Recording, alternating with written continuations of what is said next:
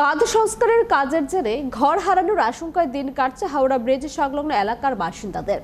এই উচ্ছেদ আতঙ্ক নিয়ে মহকুমা শাসকের দ্বারে পৌঁছালেন ক্ষতিগ্রস্ত পরিবারগুলি। উত্তম সাহার নেতৃত্বে একটি প্রতিনিধি দল বৈঠক করলেন প্রশাসনের উচ্চ পদস্থ কর্তাদের সঙ্গে। জল গড়ালো জেলা শাসকের দপ্তর পর্যন্ত। বিস্তারিত দেখুন এই ভিডিও রিপোর্টে। হাওড়া ব্রিজ সংলগ্ন এলাকায় এখন শুধুই অনিশ্চয়তার ব্যাগ। অভিযোগ, বাঁধ সংস্কারের কাজের জন্য ভেঙে ফেলা হতে পারে স্থানীয় প্রায় 40টি পরিবারের ঘরবাড়ি। নিজেদের মাথা গোঁজার ঠাঁইটুকু বাঁচাতে এবার কোমর বেঁধে আন্দোলনে নামলেন এলাকার বাসিন্দারা।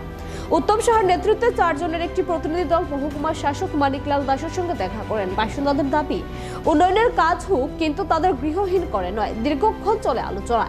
এরপর পরিস্থিতি খতিয়ে দেখতে এবং সুষ্ঠু বিবেচনার জন্য প্রতিনিধিদের ডেকে পাঠানো হয় জেলা শাসকের অফিসের কনফারেন্স হলে। ডিএম অফিসে দীর্ঘ সময় ধরে চলে বৈঠক।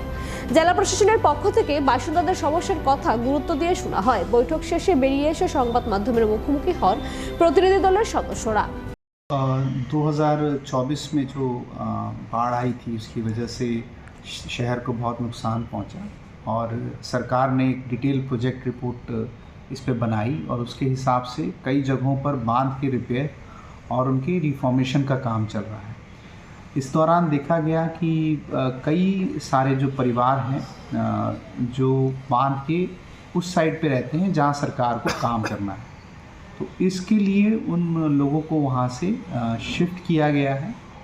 उनमें से कई लोग, लगभग 19 फैमिली को हमने फर्स्ट फेज़ में शिफ्ट किया है। तो वो लोग हमारे पास आए थे हमारे ऑफिस में और उन्होंने अपने रिहैबिलिटेशन के लिए सरकार को दरख्वास्त की। প্রশাসনের পক্ষ থেকে বিষয়টি খতিয়ে দেখার আশ্বাস দেওয়া হলো। যতক্ষণ না চূড়ান্ত কোনো সিদ্ধান্ত আসছে, ততক্ষণ কাটছে না সাধারণ মানুষের আতঙ্ক। এখন দেখার প্রশাসনের উন্নয়নের সঙ্গে জনবসতি রক্ষার কি বিকল্প পথ বের করে।